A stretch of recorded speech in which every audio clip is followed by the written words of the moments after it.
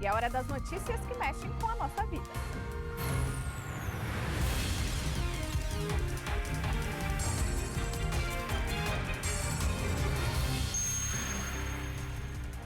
Advogado da família da cabeleireira Elisamar da Silva traz em primeira mão novidades sobre o caso. Michael Leão. Vitória, como a gente vem acompanhando aí ao longo de 2 semanas, um caso que sempre tem novas informações, que faz as investigações tomarem novos rumos. A gente traz também novidades desse caso, inclusive que teria sido dito ali nos depoimentos daqui a pouquinho, trazendo algumas versões que vai deixar você em casa impressionado, viu? Corpo é encontrado carbonizado dentro de um carro em Sobradinho 2. A vítima tinha marcas de disparo de arma de fogo e a polícia investiga o que teria motivado esse crime brutal. Já já a gente te conta todos os detalhes. Bombeiros procuram turista americano que desapareceu em Cachoeira, na Chapada dos Veadeiros. Mônica Vieira.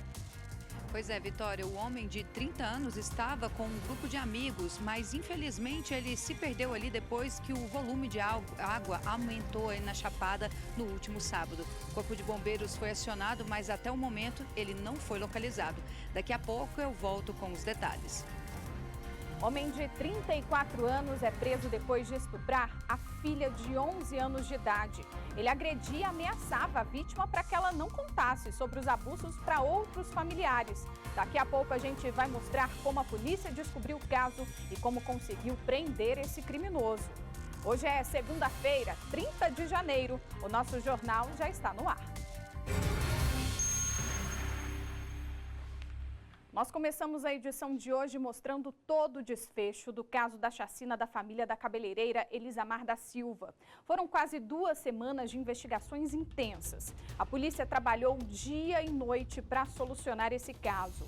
E eles conseguiram descobrir o que motivou um dos crimes mais assustadores da história do Distrito Federal.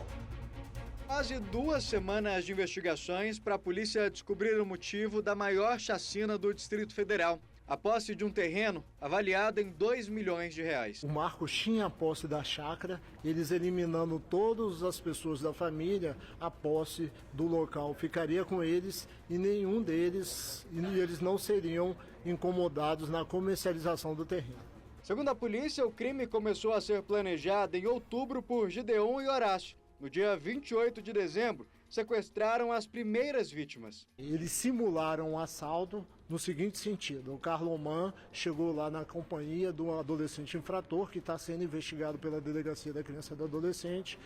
Nesse momento ele rendeu o Marcos, que estava lá. O Horácio estava no interior da chácara e se passou por vítima. Quer dizer, no momento que eles renderam o Marcos, o jogaram no chão, também renderam o Horácio. Eles ficaram lá de mão para trás. E no momento que o Marcos estava no chão, ele esboçou uma reação e foi-lhe desferido pelo Carlomão um tiro na nuca. Aí nós tivemos o primeiro óbito. O Marcos é retirado da chácara junto com a Renata, sua esposa, e a Gabriela, sua filha, encaminhado ao cativeiro. Na mesma noite, Marcos foi morto e enterrado no cativeiro. No dia 4 de janeiro, Cláudia e Ana Beatriz também são capturadas e levadas para o cativeiro no Vale do Sol. Cláudia tinha vendido a casa que morava com a filha por R$200 mil. Para atrair as duas para a emboscada, os criminosos se passaram por Marcos Antônio, que já estava morto, e usaram o celular dele para avisar que Gideon e Horácio ajudariam na mudança. Mais uma vez, Carloman entra em cena e simula um novo assalto. Quase 10 dias depois, Tiago é atraído para a chácara e rendido. A cabeleireira Elisamar e os 3 filhos chegam ao local logo depois e também são capturados. Tiago é levado para o cativeiro e Elisamar e os filhos são levados para Cristalina, em Goiás, onde são mortos asfixiados e os corpos queimados no carro. Na mesma madrugada, Renata e Gabriela são levadas no carro da família para Unai, onde também são mortas da mesma maneira. Os últimos a serem mortos foram Tiago, Cláudia e Ana Beatriz. Eles foram levados para a chácara abandonada, amarrados, vendados e esfaqueados, um por um, antes de serem jogados na fossa. Gideon Batista de Menezes, Horácio Carlos Ferreira Barbosa, Fabrício Silva Canhedo, Carlomando Santos Nogueira e Carlos Henrique Alves da Silva, todos presos, devem responder por homicídio qualificado. Somadas as penas, variam entre 190 e 340 anos de prisão. Um adolescente de 17 anos também deve responder pela participação na chacina. Na sexta-feira à tarde, familiares se despediram de Renata e Gabriela Belchior, mãe e filha, vítimas dessa chacina, isso no cemitério de Valparaíso de Goiás. Os corpos das duas foram encontrados dentro de um carro carbonizado numa estrada próxima a Unai. Amigos, conhecidos e familiares estavam com balões brancos nas mãos, durante o sepultamento. Um pedido silencioso de paz e fim da violência. Ainda sobre esse assunto, nós vamos conversar agora ao vivo com o repórter Michael Leão. Michael, boa tarde. Você acompanhou todo esse caso desde o início, ficou de plantão na delegacia todos os dias, chegou até a se emocionar ao ler ao vivo aqui alguns relatos da família sobre esse crime brutal, Hoje você teve a chance de conversar melhor com o advogado da família da Ilisamar e teve acesso a algumas novidades sobre esse caso, não é isso? Conta pra gente.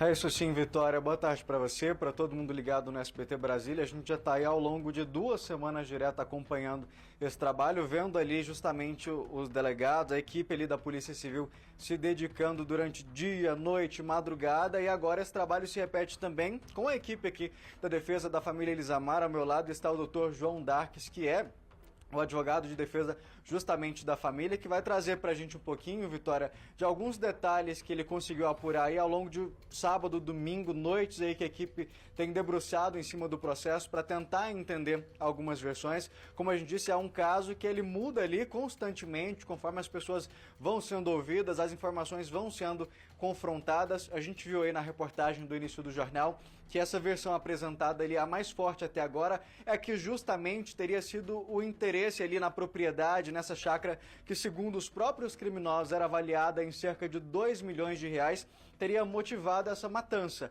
Mas as investigações seguem, como a gente disse, esse inquérito ele foi concluído ali na sexta-feira, até mesmo para cumprir um prazo legal que o delegado tem a partir da primeira prisão, 10 dias para concluir o inquérito, para que não houvesse o relaxamento dessas prisões.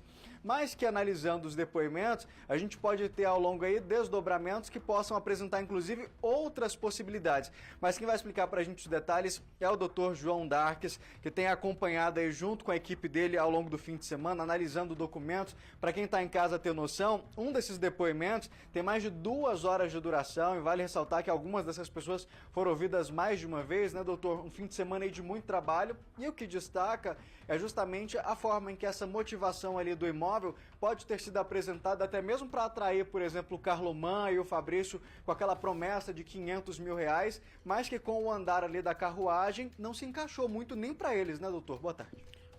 Boa tarde a todos. Então, nós fizemos vista do inquérito policial, que por lei ele tem que ser, a autoridade policial teria que abrir vista. Ele cumpriu o seu papel. Diga-se de passagem, nós não podemos mostrar o inquérito policial porque ele corre sigilosamente, bem como não vamos poder também falar algumas peculiaridades do caso concreto, porque pode atrapalhar em diligências complementares que eventualmente certamente estão sendo feitas pelo delegado-chefe e sua equipe lá na 6ª DP. Então a gente vai falar genericamente sobre algumas dúvidas que pairam sobre a questão da motivação, e que a defesa entende que isso não para por aí. Acho que é necessário mais investigações e certamente elas estão feitas pela autoridade policial, que tem realizado um excelente trabalho até esse momento, a fazer uma análise detida de tudo, algumas coisas chamam a atenção da defesa. Primeiro, que essa motivação, em que pese esteja correta a autoridade policial, que seria, existe evidência, existe, por exemplo, depoimento nesse sentido, que a motivação principal seria a chácara, a venda da chácara, num valor aí estimado de 2 milhões de reais, que seria dividido entre o Carloman, o menor, o Horácio e o Judeu. Existe essa informação, então está correto. Mas para nós não é só essa a motivação. E explico isso. Por quê? Eu não vou poder falar contra quem e nenhum modus operandi como aconteceu. Mas existem elementos nos autos para se concluir, robustos isso, tranquilo, para se concluir que o Gideon e o Horácio tinham uma rixa mortal com o Marcos, tá? O problema que aconteceu com eles deixou um ódio mortal. E isso explica, na concepção da defesa, os requintes de crueldade que foram usados nas mortes de todas as vítimas. Então, na nossa concepção, não seria apenas essa chácara. E diga-se de passagem, essa chácara não apareceu qualquer documento.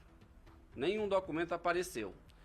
E também não se justifica, por exemplo, as mortes apenas em razão dessa chácara, porque, segundo narra, né, os acusados, essa chácara teria uma seção de direito no nome do Marcos.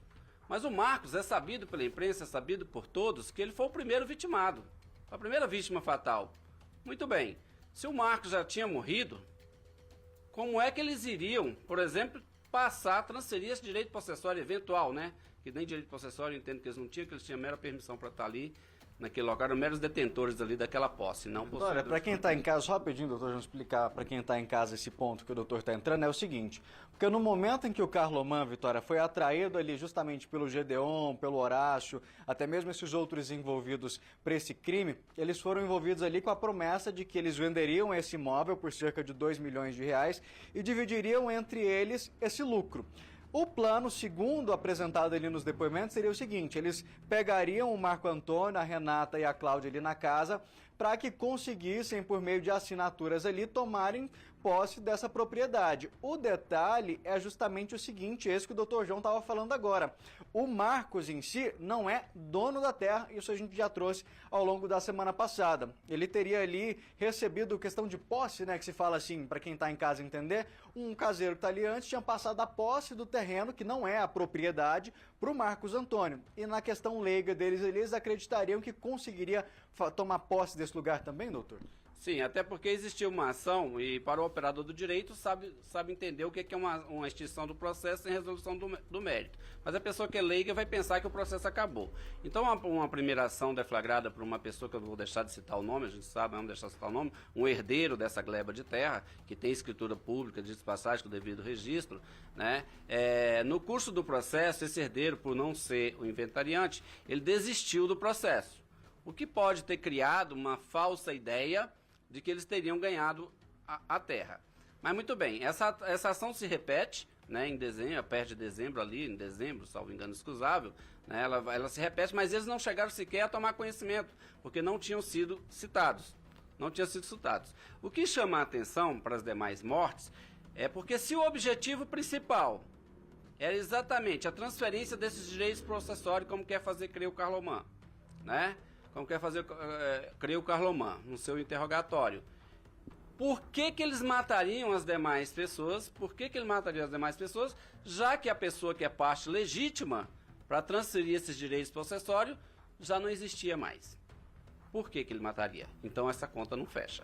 Esse é o primeiro questionamento a partir do momento em que o Marcos Antônio morre, lá no dia 28 mesmo, no momento em que o plano dá o start, Vitória, que como a gente diz, o Marcos Antônio ele foi morto ali no momento em que essa operação criminosa começa. Ele era inclusive o primeiro a ser rendido lá na chácara pelo Carlomã, o Horácio teria até inclusive se fingido de vítima ali nessa situação, mas antes mesmo de ser levado para o cativeiro, o Marcos Antônio já tinha levado um tiro na cabeça, já estava ali praticamente morre, não morre, ou seja, esse plano ali de assinatura ele já começa a ter um problema. Mas mesmo assim, doutor, eles não param, tanto que dia 28 pega a família, leva para o cativeiro, na mesma noite eles terminam de matar o Marcos Antônio ali de uma forma cruel, mas o plano que já tinha encontrado o primeiro problema ali não para. Eles seguem para a Cláudia, Vitória, que é justamente pelo seguinte, a Cláudia tinha vendido a casa, como a gente já trouxe, os 200 mil, lá na casa do Marcos Antônio, tinha escondido ali embaixo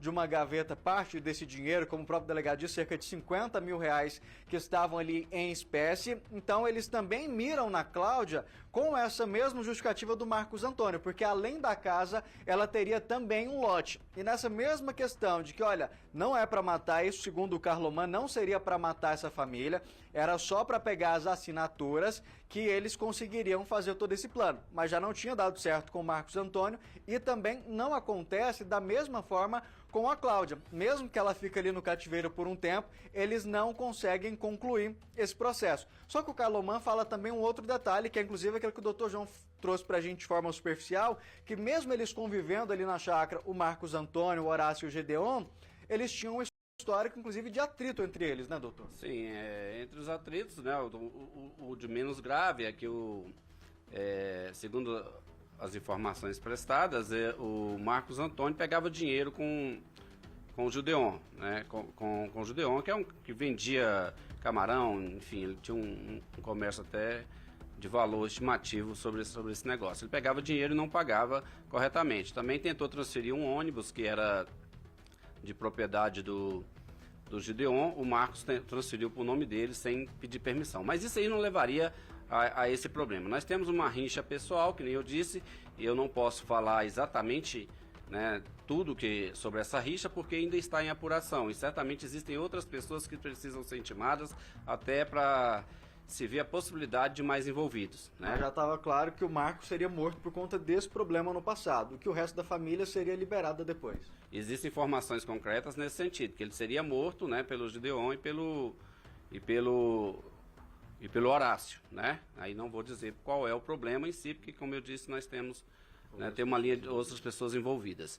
E o Marcos, inclusive, tinha um comparsa, né? Esse comparsa até agora não apareceu no inquérito. Eu acho que o delegado deve estar atrás, obviamente vai conseguir esse comparsa. Como a gente disse, são pontos que ainda estão em aberto, seria esse comparsa. E caso realmente exista e não seja, por exemplo, uma história aprontada para atrair o apoio, por exemplo, do Carlomán, do Galego e até mesmo desse outro adolescente, seria justamente quem faria essa documentação, porque o Carlomán ele chega a falar que com as assinaturas já teria alguém pronto para fazer o documento e para comprar o lote, né? Exatamente. E tem uma pessoa que estaria já contratada para fazer esse documento, né? Essa pessoa também deve ser, né, investigada pela autoridade policial. É importante registrar que essa questão dessa rincha existida entre eles não tem nenhuma ligação agora, né, com o fato em si agora. Ela é um fato pretérito, né, um fato que tem que ser apurado, sim. Não impede que o delegado instaure um novo inquérito para apurar isso aí, e certamente deve fazer, né? Deve fazer nesse sentido.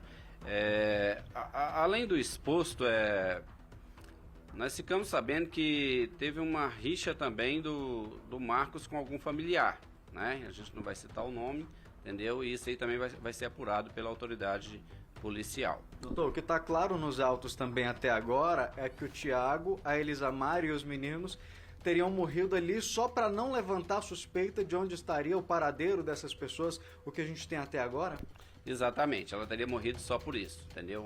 De uma forma cruel, né? Que a gente também não, respeitando a família, respeitando, obviamente, os entes queridos, né? Não vamos falar como foi o modus operandi dessa ação, dessa conduta delitiva. Mas que o senhor, com anos de experiência, não só na advocacia, como também na polícia, fica chocado. Eu fiquei chocado porque, sinceramente, eu nunca vi tamanha... Assim, a gente já teve notícia, obviamente, né? Agora nos Estados Unidos tem uma família toda morta, né? Incluindo 8 assassinadas, 8 crianças. A gente tem notícia, mas presenciado, assim, um depoimento com tanta riqueza de detalhes, né? Que eles prestaram pro delegado. E com tanta crueldade que foi realizada a conduta, eu realmente nunca tinha visto, seja na polícia, seja também no exercício da advocacia criminal. Eu não tinha visto até hoje. Então, outro ponto que chama a atenção nesses depoimentos é o seguinte, deles falarem, inclusive, que depois de cometer parte desses crimes, eles vão comer pizza, usar droga, ou seja, demonstram a frieza desses criminosos, né? Exatamente, ficou usando droga depois, muito tranquilo, entendeu? A defesa também está, no que pese o Carlomán tenta se excusar, tenta se livrar, falar que participou de tudo, deu todo o cenário do crime, todo o intercrimes, ele trouxe sim para os autos, mas ele tenta a todo momento ele tenta dizer que não participou das mortes, mas nós estamos convencidos que ele participou de todas as mortes, tá? Nós estamos convencidos disso, né? Num primeiro momento, ele quer fazer crer que a arma disparou em relação ao Marcos, né? No outro momento, ele quer fazer crer que ele não participou da morte das crianças e da Elisamar, né? Ele vai no carro até lá do lado, mas não faz nada. Isso aí é contraditado pelo Gedeon, entendeu? Isso aí eu posso falar porque já está reproduzido, isso não vai interferir mais nas investigações, ele está preso, né? Certamente vai ser processado e condenado ao final por isso, não há dúvida sobre isso. Então a gente pode falar. O que eu não posso estar reproduzindo agora é exatamente o que ainda está na linha de investigação da polícia e certamente daqui a pouco do Ministério Público. Porque, diga-se de passagem, o Ministério Público tem 5 dias para oferecer a denúncia, né? Da agora para frente, para oferecer denúncia contra todas as pessoas que estão presas. Isso é um prazo previsto em lei, né, que vai ter que ser cumprido e certamente o Ministério Público já está, né, o Ministério Público do Distrito Federal é um órgão, uma instituição extremamente séria, extremamente competente e eles, até hoje, no exercício, eu não vi eles perderem prazo. Doutor, até isso que eu queria que o senhor explicasse para quem está em casa, para a gente entender. Porque, Vitória, a gente viu ali a investigação ela ser concluída num prazo muito rápido, desde a primeira prisão ali. O delegado e sua equipe teve 10 dias, desde o momento que o Gedeon foi preso até a madrugada ali de quinta para sexta-feira, para concluir esse inquérito, para apresentar tudo o que tinha acontecido. No meio desse prazo, localizar corpos, identificar essas vítimas, entender a dinâmica. Esse prazo era de 10 dias desde a prisão e agora o prazo do Ministério Público ele é menor ainda, são 5 dias. Como é que funciona essa parte burocrática, doutor? Pois é, o inquérito ele é aberto, né, tem a aberta portaria ali, pela autoridade policial. Quando se trata de réu preso, que nem é o caso concreto, o artigo 10 do Código de Processo Penal, ele é taxativo, dizer que esse prazo de conclusão do inquérito são 10 dias. Com a remessa desse inquérito ao judiciário, com a conclusão, né, após relatar, a autoridade relatar, o judiciário é remetido para o Ministério Público, né? E o Ministério Público também, por uma legislação arcaica, que eu já falei anteriormente sobre isso, né, uma vez que nossos códigos penal, processo penal é de 1941, foi em vigência em 1941 e nunca teve nenhuma revisão. Ele só vai ter 5 dias, né, um crime complexo, um crime bárbaro, complexo, as instituições têm um prazo, né, extremamente ilógico. Se esse prazo não for cumprido, para quem está em casa entender, o que acontece? Não dizendo que o Ministério não vai ser capaz de, claro, cumprir esse prazo, mas para quem está em casa entender, se não tiver essa correria igual a gente viu, o delegado trabalhando dia, noite, madrugada, a todo momento ele estava ali com a equipe na delegacia, os promotores, a procuradoria, claro, vai ter que se esforçar agora também de noite para cumprir. Se não acontecer, o que acontece? Se fossem réus soltos, o Ministério Público, quanto pode remeter os autos, poderia, né, enfim, o delegado poderia pedir dilação de prazo, né, tranquilo. Agora, com o réu preso, se nós pegarmos, por exemplo, 2 excessos, que não é o caso, se não aconteceu e certamente não vai acontecer, isso pode gerar o relaxamento das prisões. Claro, é o que ninguém quer, doutor. Porque a defesa está atenta dos acusados, não é a nossa pretensão, nós estamos pela acusação, vamos nos pedir habilitação como assistente da acusação, que não disse, para estar adjutoriando no Ministério Público, que o nosso objetivo é condenar, né, essa quadrilha, essa associação criminosa que cometeu esse crime bárbaro, inclusive contra crianças. Doutor, obrigado pela sua participação, pelos esclarecimentos. Vitória, são esses pontos aí então que ficam em aberto, justamente essa questão de se teria outra pessoa ali por trás para assinar esses documentos, quem seria, ou se realmente ali o Horácio e o Gedeon montaram esse plano também para conseguir atrair o apoio ali do Carlomã, do Fabrício, até mesmo do adolescente. Adolescente que, por sinal, Vitória, foi apreendido de novo esse fim de semana pela Polícia Civil. Ele tinha sido apreendido pela Polícia Militar, mas como já tinha passado a situação flagrancial e também os mandados de busca e apreensão que tinham contra ele já tinham expirado, ele foi liberado na mesma madrugada em que foi apreendido pela Polícia Militar. Mas esse final de semana, no sábado, a Polícia Civil conseguiu cumprir o mandado de busca e apreensão e ele já está ali sob os cuidados justamente da Vara da Infância e da Juventude. Vitória? Maicon, agora a gente precisa ter informações, né? As investigações continuam, como o doutor esclareceu, aí até mesmo para a gente saber, né? O que teria causado esse ódio tão grande de Gedeon e Horácio contra Marcos Antônio? Que briga foi essa? O que realmente aconteceu por trás ali dessa história que veio à tona ali pra gente? Mas como vocês explicaram muito bem, o inquérito policial se encerrou com 10 dias, agora o Ministério Público tem 5 dias e a gente continua acompanhando os desdobramentos desse caso. Obrigada, Michael, pelas informações e agradeça também ao advogado pela participação mais uma vez aqui no nosso jornal. Um corpo carbonizado foi encontrado dentro do porta-malas de um carro na região de Sobradinho 2. Quem vai trazer os detalhes para a gente é o repórter Guilherme Glória. Guilherme, boa tarde. A polícia já identificou essa vítima e já tem algum suspeito de ter cometido esse crime? Ninguém merece mais um corpo carbonizado, né? Dentro de um carro, meu Deus. Explica pra gente essa história, por favor. Boa tarde, Vitória. Boa tarde a todos. Primeira coisa, quando a gente pensa, né, Vitória, em relação a um veículo com um corpo carbonizado encontrado aqui na região, a gente já vincula logo, ou já imagina que pode estar vinculado ao caso da família da Elisamar. Mas, de acordo com a polícia, é bem improvável que tenha alguma ligação, porque já foi identificada essa vítima, é o eletricista Ronaldo César, de 36 anos.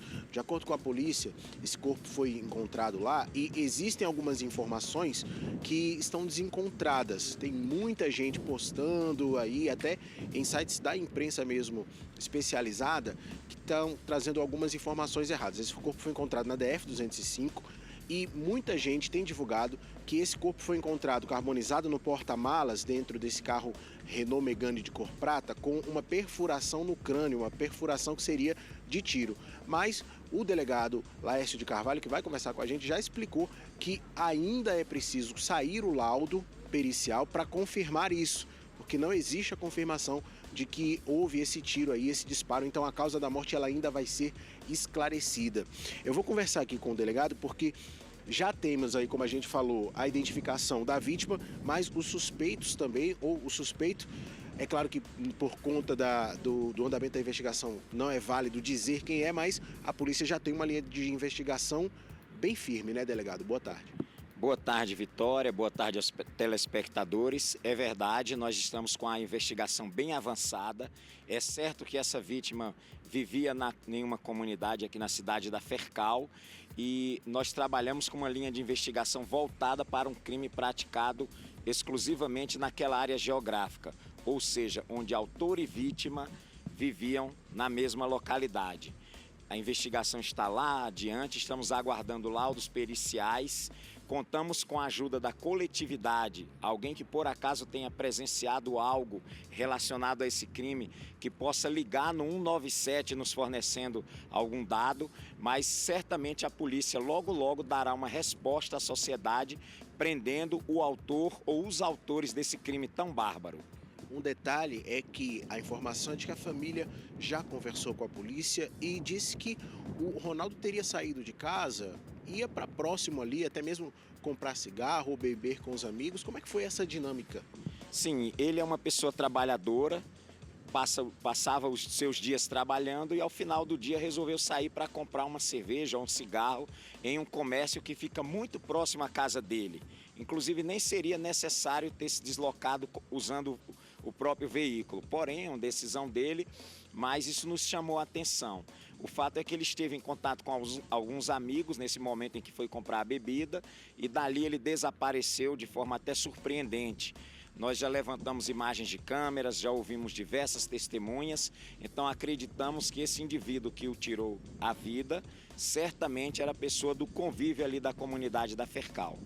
Delegado, a gente tem imagens do estado em que o carro ficou, provavelmente por até algumas horas ali as chamas consumiram aquele veículo, como o corpo da vítima estava dentro também, então o estado ficou muito complicado. Já tem uma expectativa de em quanto tempo deve sair esse laudo para mostrar a causa da morte, se houve tiro ou não? Quanto tempo demora mais ou menos? Nós já estamos em contato com os peritos, inclusive com médicos legistas, e esperamos que o quanto antes se possa ter um laudo especificando a causa exata da morte dessa pessoa. É fato que o corpo foi encontrado no interior do porta-malas do carro e estava absolutamente carbonizado. Ou seja, tenha sido ele assassinado e o corpo queimado ali, ou tenha sido morto pelo próprio incêndio, foi uma morte brutal, uma morte que nós não desejamos para ninguém e que denota assim, uma crueldade enorme dos autores ou do autor desse crime. E justamente por conta dessa brutalidade, é muito mais provável que se trate mesmo de uma execução ou não de uma tentativa de latrocínio, por exemplo, porque não levaram o veículo. Na realidade, nós trabalhamos com as duas linhas de investigação. Esse caso tanto pode ter sido um latrocínio, como pode ter sido um homicídio provocado por um outro fator. Nós estamos investigando com essas duas possibilidades, não descartamos nenhuma delas. O fato é que o indivíduo abandonou e incendiou o veículo porque ele esteve impossibilitado de seguir trafegando com o carro, uma vez que ele envolveu-se num acidente de tráfego. Ele estava conduzindo o veículo, por alguma razão que está sendo investigado, ele perde o controle desse carro, bate, danifica as rodas e os pneus desse carro e ele fica impossibilitado de continuar trafegando com ele. E aí ele tem a iniciativa de incendiar esse carro. Então tudo isso está sendo investigado com muito cuidado. Obrigado pelas informações, viu, delegado? E a gente espera que o quanto antes a polícia possa esclarecer esse crime para que a gente não tenha uma onda de terror aí por conta de mais um corpo encontrado em veículo carbonizado, Vitória. Não, que absurdo, né? E Guilherme, o doutor Laércio também está investigando um outro caso lá em Sobradinho 2, né? De um pai que teria estuprado a própria filha de 11 anos de idade. Meu Deus, é isso mesmo? Falar com o delegado também sobre esse caso triste, né? Um homem de 34 anos que abusava, não era enteada, não era uma filha adotiva, era filha legítima dele, de acordo com a polícia, né? Filha biológica dele, e ele abusava dessa menina já há 4 anos. Mas nos últimos meses os abusos foram se intensificando. Essa criança fez aí a denúncia para a própria mãe, pediu ajuda para a mãe, que de acordo com a polícia não sabia, não imaginava o que estava acontecendo. E aí é um caso lamentável. Só antes eu queria passar aqui algumas informações para a gente ter uma noção do quanto esse crime, por incrível que pareça, e por mais lamentável que seja, ele é comum. Os dados são do último dia 6 de janeiro, passados pela Secretaria de Segurança Pública, e dizem o seguinte, que de janeiro a novembro de 2022 foram registradas 500 ocorrências de estupros a vulneráveis no DF. No mesmo período de 2021, ano anterior, foram 426, então tem aumentado, né? E mais esse caso lamentável agora. Delegado, em relação a esse caso, como é que está essa situação? Esse homem, ele já foi preso, a vítima está sendo cuidada, como é que foi? Esse indivíduo já encontra-se preso por determinação da Justiça que expediu mandado de prisão preventiva. Foi uma investigação rápida da Polícia Civil. O Conselho Tutelar colaborou enormemente com essas apurações. Essa garota teve coragem de relatar os abusos que estava sofrendo para uma amiga da mesma idade, para a família dessa amiga. Em seguida, o Conselho Tutelar entra no caso, aciona a delegacia. Nós rapidamente reunimos um arcabouço de provas muito importantes que foi capaz de convencer a Justiça a decretar a prisão desse indivíduo. A pena para o estupro de vulnerável é uma pena muito alta, um crime hediondo, e aí nós temos um agravante enorme, que é o fato desse indivíduo ter abusado da própria filha de apenas 11 anos. Então esperamos que ele permaneça preso por longo tempo. Como é que ficou a mãe da vítima ao saber? Porque ela sabia que o marido tinha um comportamento agressivo, mas não imaginava que chegava a esse ponto, né? É verdade, esse indivíduo, além de praticar esses abusos repetidos, como você bem falou, vinham ocorrendo há pelo menos 4 anos, ele ainda era um indivíduo muito estúpido com a criança. Estava sempre ali praticando alguma forma de violência física, psicológica, ameaçando para que ela não revelasse esses fatos a ninguém. E isso veio chamando a atenção da mãe, não com o viés de abuso sexual, mas a forma brutal como ele tratava a menina. Quando chegou a revelação dos abusos sexuais, ela ficou surpresa, mas já meio que desconfiava por conta dessa forma grosseira e ameaçadora como ele tratava a menina. Agora, delegado, quando um caso como esse, a vítima precisa passar por exames, precisa, é claro, de um acompanhamento todo para saber que tipo de violência ela sofria. Como é que é esse acompanhamento para uma vítima tão jovem, tão vulnerável? Como é que é feito isso para que, do ponto de vista psicológico, do bem-estar dessa vítima, ela fique bem na medida do possível para passar por todo esse processo? Certo. Do ponto de vista penal, nós estamos diante de um caso que envolve a Lei Maria da Penha. Então ela já recebe as medidas protetivas de urgência, porque nós temos o receio de que esse indivíduo possa ser posto em liberdade e ele não pode voltar para a mesma casa onde vivia, junto com a mãe e junto com a vítima. Essa é uma primeira medida judicial. Essa garota foi submetida a exames clínicos no nosso Instituto Médico Legal e nós sugerimos à família e novamente contamos com a ajuda do Conselho Tutelar para que encaminhe essa jovem para um acompanhamento psicológico com vistas à sua recuperação, para que o trauma psíquico seja atenuado, quem sabe aí diminuído ao longo do tempo. É claro que essa criança por muito tempo ela vai viver com esse trauma, mas esperamos que a ajuda de profissionais da área possam minimizar esses danos que ela sofreu. Delegado, é sempre importante, diante de um caso como esse, a gente alertar quem está em casa, porque Nunca que... Eu posso dizer isso julgando a minha família. Eu nunca imaginaria que dentro da minha família alguém seria capaz de fazer uma coisa desse tipo. E essa mãe, ela foi surpreendida. Que sinais o adulto deve perceber na criança de que ela pode estar sendo vítima até mesmo de um parente, um membro da família que está dentro de casa ali que deveria proteger? Sim, essa é a maior preocupação da polícia. As famílias que passam o dia inteiro fora trabalhando, pai e mãe, têm pouco contato com os filhos e às vezes são surpreendidos. Então é essencial o contato diário, o diálogo, a proximidade, o contato intimista entre filha e mãe, pai e filho e por aí em diante. A família precisa dialogar muito sobre essas questões de forma muito aberta, muito profissional, muito cuidadosa para não traumatizar a criança, mas precisa falar sobre isso e precisa observar os primeiros sinais que a criança apresente, como por exemplo de depressão, de isolamento, de pouco contato com determinados membros da família. Qualquer sinal que mostre que a criança está arredia ao convívio familiar, isso deve chamar a atenção e deve-se procurar profissionais para entender o que está ocorrendo com essa criança.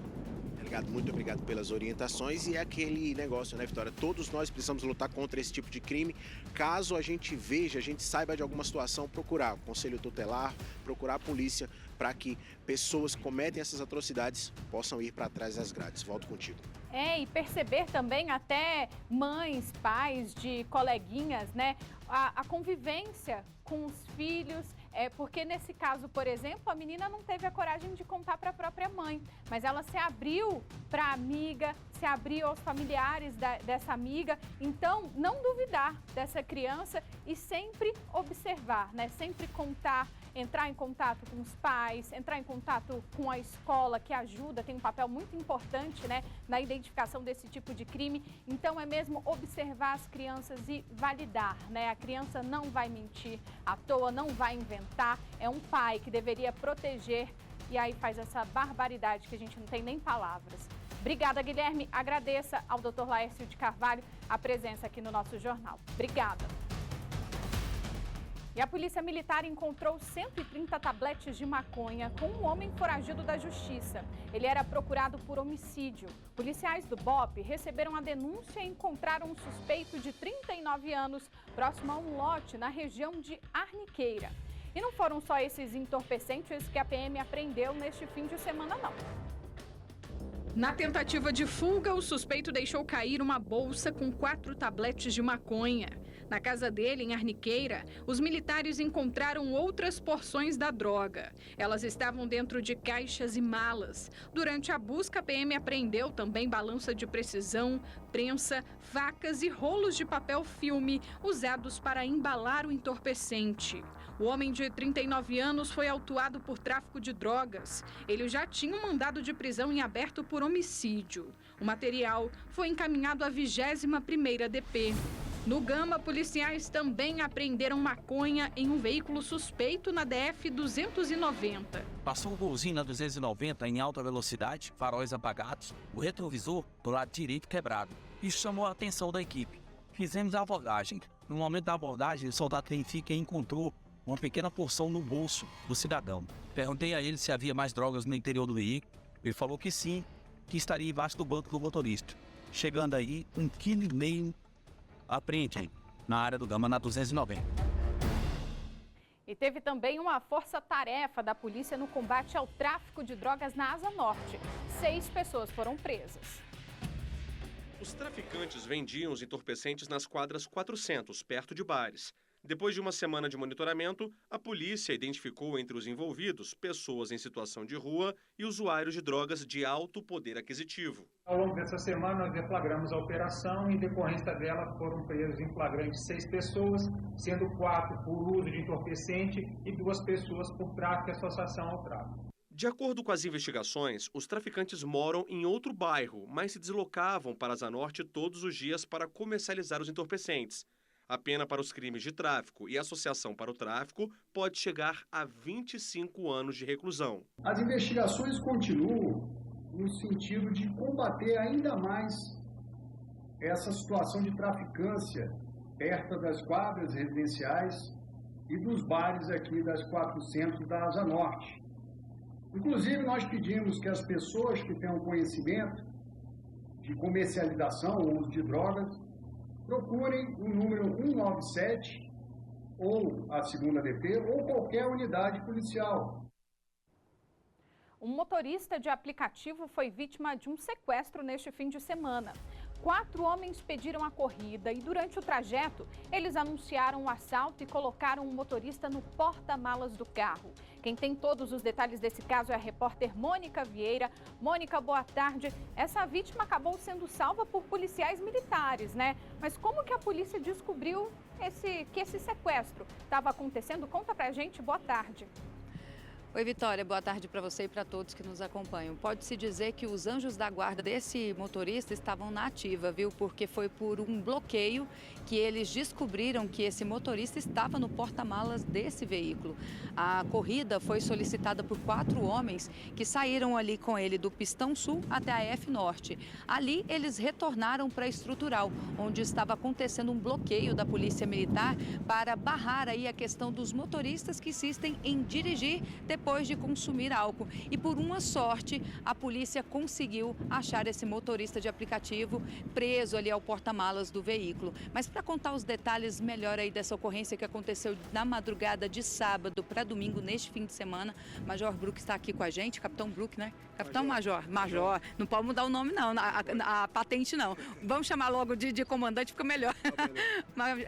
Major Brook, obrigada aí por esclarecer com a gente aí a respeito dessa ocorrência, que foi tensa para esse motorista de aplicativo, até porque o senhor estava me contando um detalhe antes de começar aqui, antes da gente entrar no ar, que esse carro que esse motorista utilizava para fazer as corridas, para ganhar o dinheiro, se trata de um carro de um militar. Então isso ainda aguçou ainda mais a raiva desses assaltantes, né, que pediram essa corrida. Boa tarde, seja bem-vindo.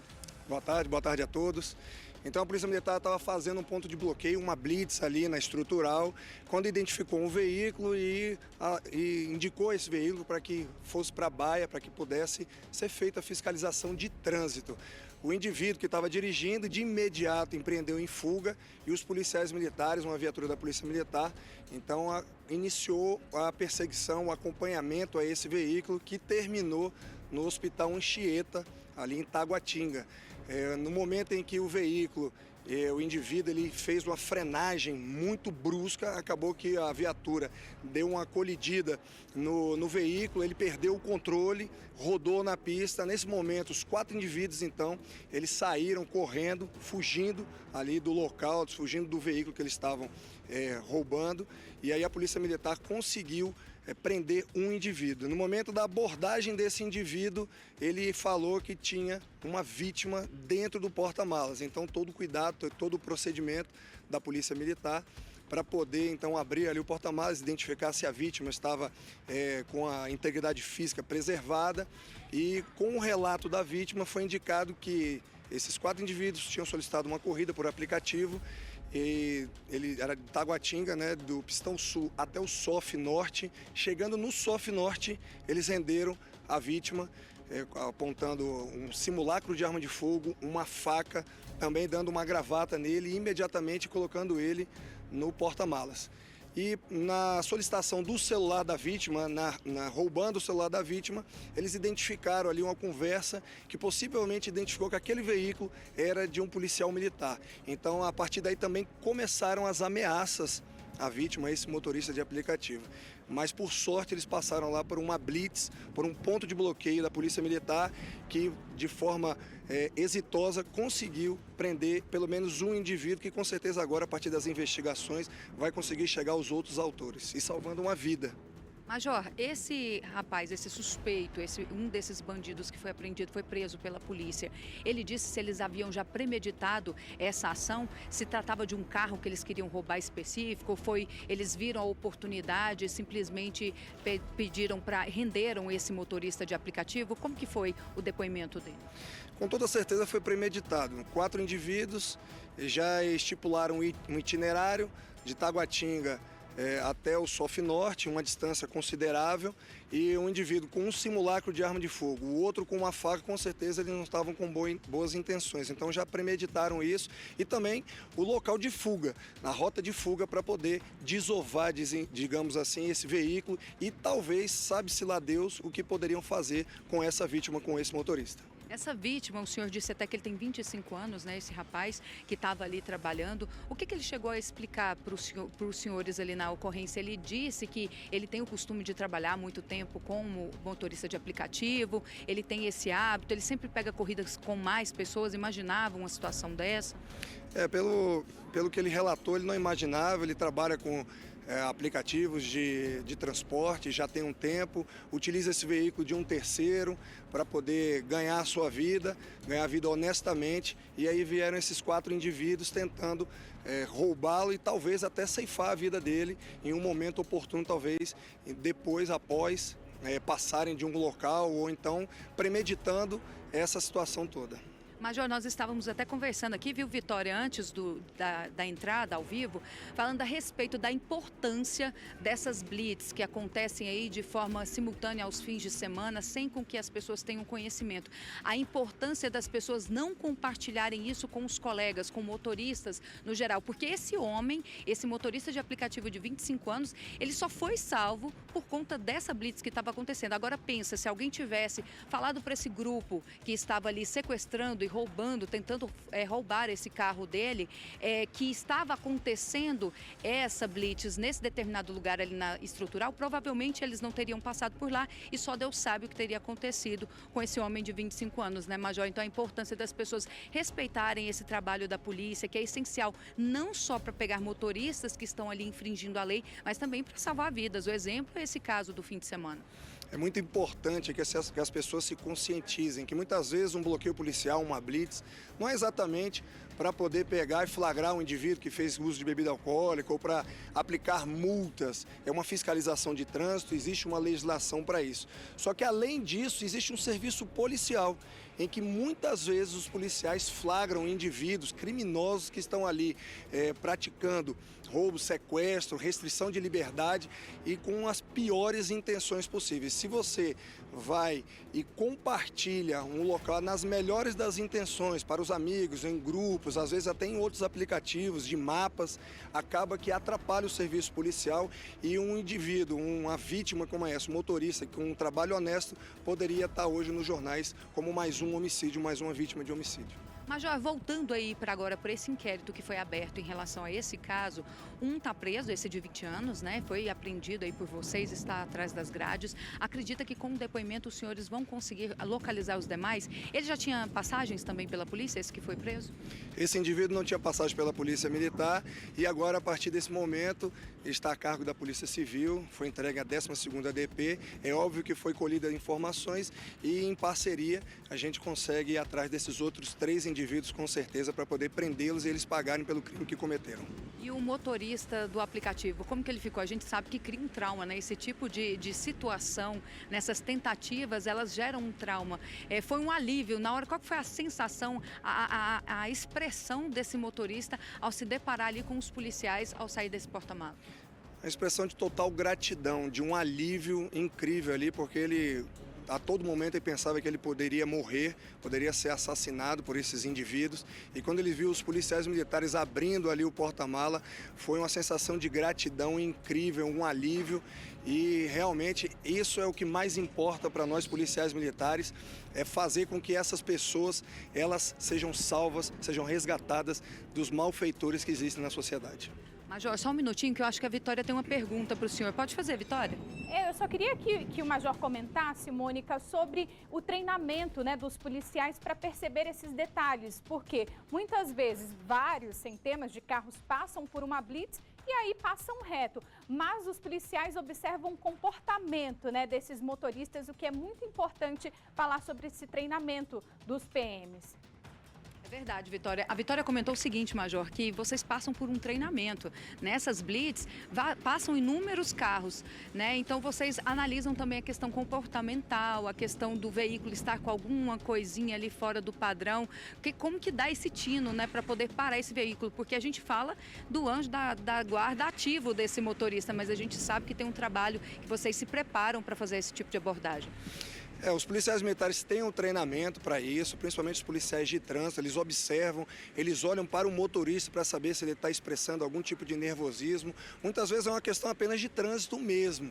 Então, ocorre sim esse tino, esse tirocínio policial que vai aprimorando com o tempo de serviço, com a prática. E todo mundo que está ali na blitz, que está ali naquele bloqueio policial, ele tem uma função específica. E no caso desses 2 policiais que estavam com a viatura já em condições, eles tinham uma missão específica que era, caso tivesse um veículo que se evadisse daquele bloqueio policial, eles fossem atrás. Foi o que aconteceu e com sucesso a Polícia Militar conseguiu recuperar o veículo e resgatar esse indivíduo que estava sobre a mira aí desses criminosos. Obrigada, Major, pelas informações, pelos esclarecimentos. É isso aí, Vitória. Eles estavam trabalhando ali simplesmente assim, ligadão, né, na questão da fuga, que foi o que aconteceu. Esses 4 indivíduos se deram muito mal porque eles não quiseram parar ali no bloqueio. Então, nessa fuga, os policiais foram atrás. Alguma coisa está errada. E, felizmente, aí salvaram a vida desse motorista do aplicativo. Ninguém foge de uma blitz, né? Se tá tudo certinho, tá tudo correto. Na verdade, agradece, né, por estar ali seguro, né? A sua viagem continua ali segura. Quem não deve não teme, né, Mônica? Obrigada pelas informações. Agradeço ao Major Bruck também pela participação. Valeu.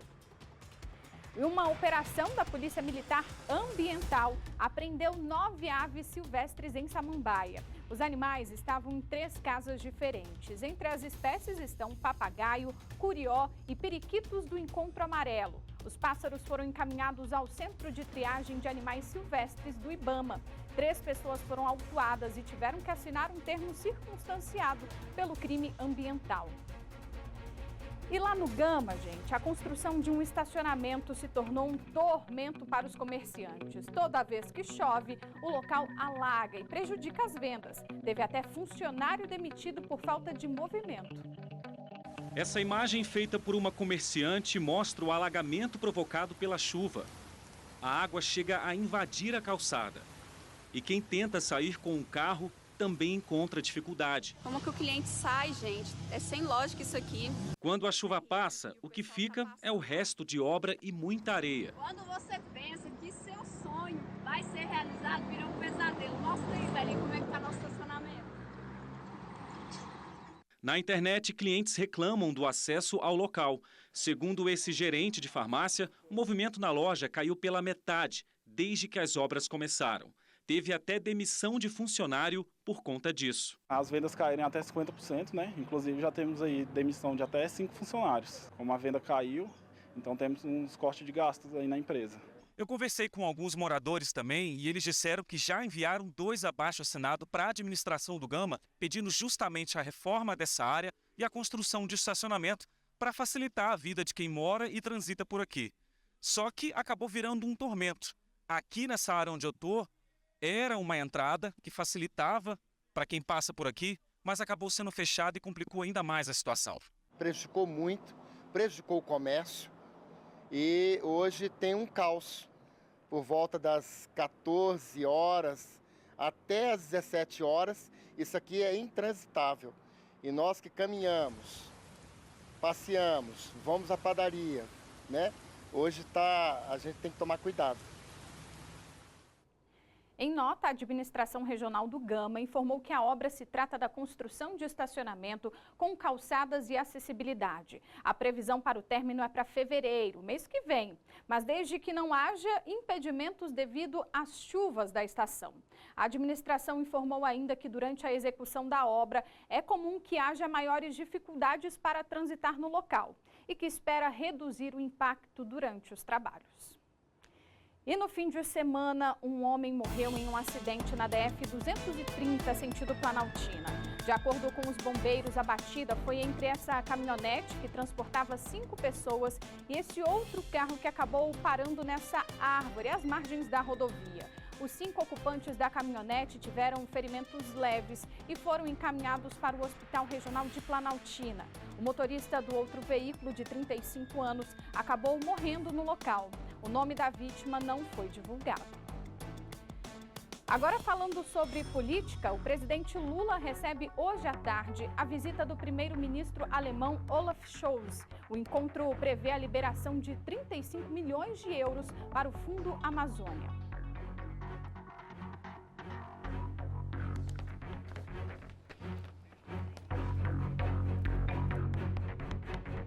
Percebi, né? Mas vamos seguir por aqui. 3 partidos formalizaram apoio à candidatura de Rogério Marinho pela presidência do Senado. O ex-ministro vai disputar com Rodrigo Pacheco, que tenta continuar no cargo, e Eduardo Girão.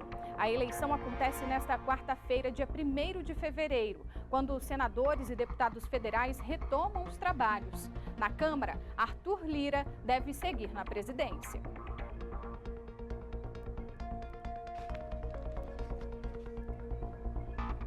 A gente está com um probleminha técnico.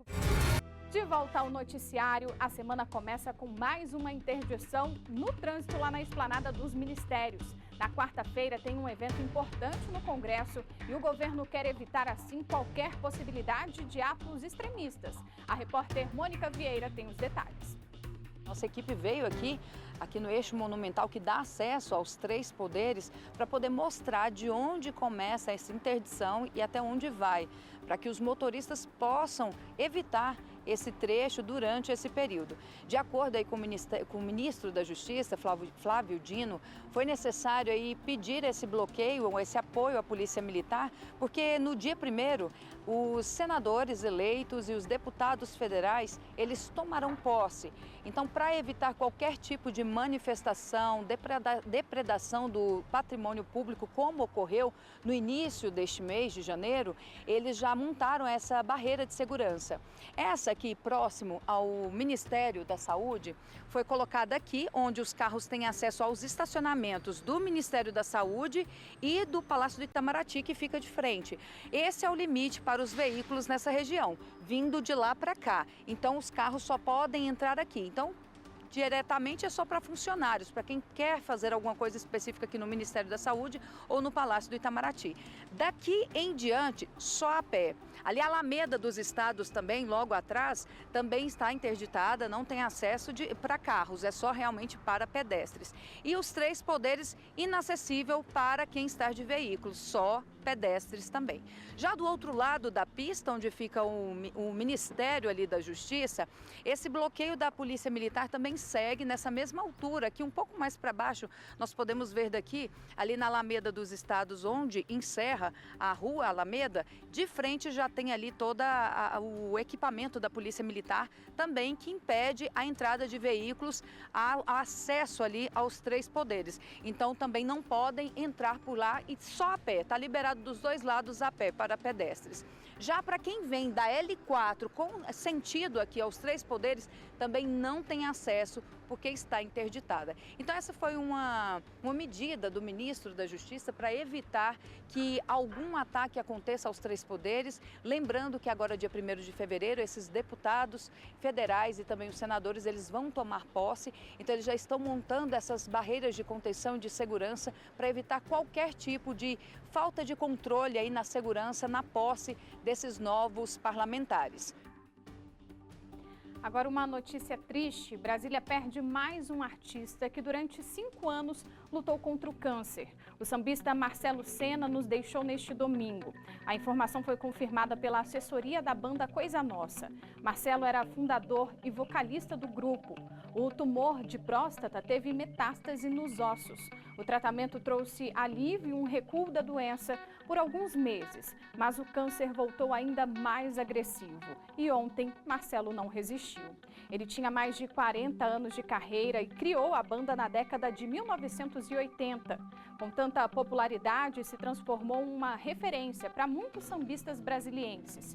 Ficam aqui os nossos sentimentos aos amigos e familiares.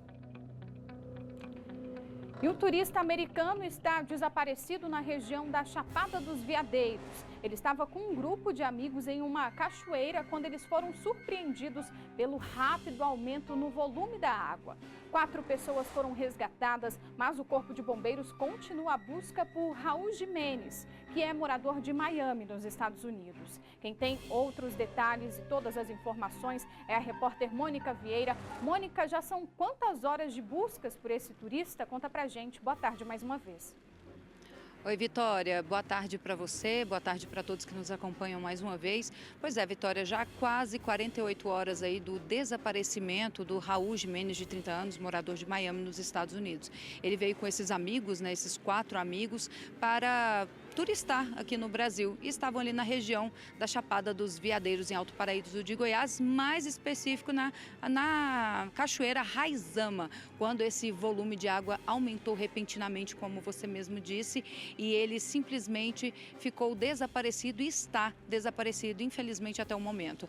A equipe do Corpo de Bombeiros de Planaltina de Goiás e também de Formosa foi acionada por volta de 5h20 da tarde do último sábado, do dia 28, foi até o local, mas não conseguiu localizar o jovem. Os 4 amigos dele foram localizados, inclusive um chegou a ficar 6 horas ilhado ali num local até a polícia, até o Corpo de Bombeiros conseguir localizá-lo para resgatá-lo dali. Os outros 3 haviam conseguido sair ali do meio dessa quantidade de água com vida. E a gente espera que o Corpo de Bombeiros ainda localize o Raul ainda com vida, é o que a gente espera, mas ainda não se tem notícias dele.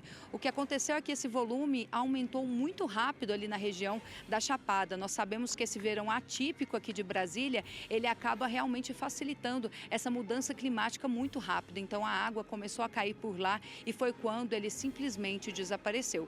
O Corpo de Bombeiros responsável ali por esse resgate são os corpos de bombeiros tanto da cidade de Planaltina como também de Formosa. Inclusive, um deles chegou a gravar um vídeo e mandou para a gente falando aí dessa atuação da equipe dos mergulhadores e tentando localizar Raul, de 30 anos. Vamos acompanhar. O militar do estado de Goiás foi acionado na tarde do dia 28 de janeiro para atendimento de ocorrência na região da Chapada dos Veadeiros após o fenômeno conhecido como cabeça d'água, que consiste no aumento repentino das águas de um rio. Prontamente, nossa equipe deslocou para o local e se deparou com a situação de uma vítima ilhada. Utilizando técnicas de salvamento em águas rápidas, realizamos o pronto resgate desta vítima. Fomos informados também da existência de uma vítima que havia submergido no meio líquido. A partir de então, demos início aos trabalhos, que continuarão até a localização da vítima. E, Mônica, nesse período de chuvas, né, as pessoas precisam ter cuidado com essas regiões de cachoeiras, né?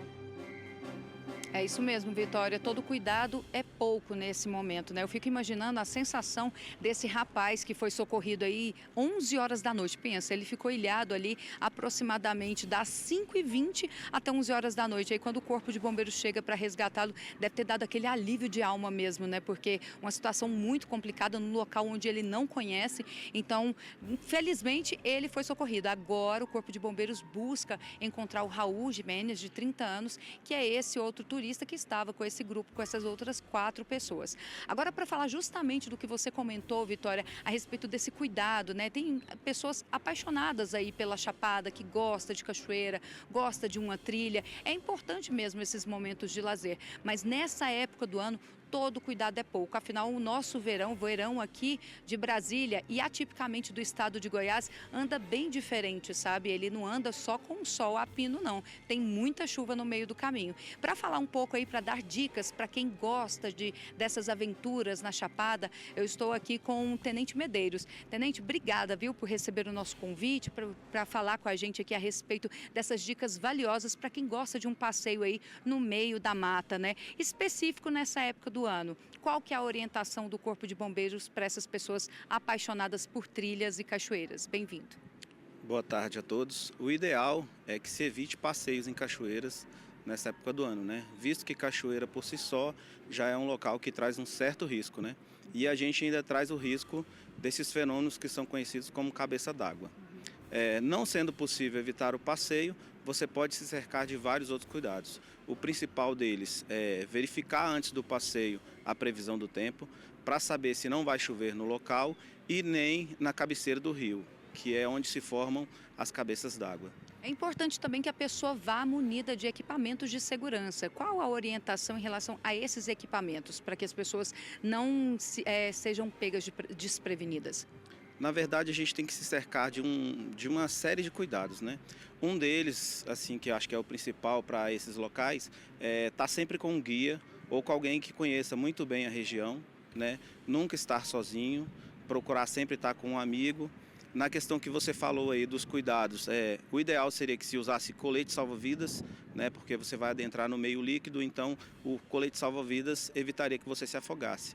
Como a gente sabe que não é costume, então fica um pouco mais difícil, mas a pessoa poderia levar alguma coisa que sustentasse o peso dela em flutuabilidade e que garantisse que ela não submergisse na água, né? É importante também um calçado ideal, até porque trilhas as pessoas podem escorregar.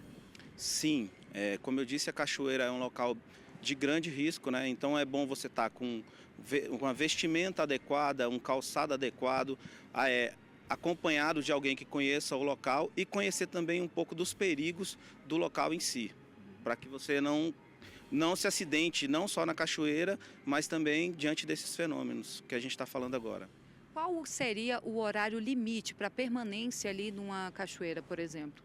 Olha, o ideal é que você vá para a cachoeira quanto mais cedo possível, né? Não se orienta que vá ou esteja na cachoeira a partir das 16 horas, porque é o horário que começa a anoitecer e se você enrola ali um pouquinho no local, você, além de correr o risco da cachoeira, você corre o risco no trânsito de volta para casa.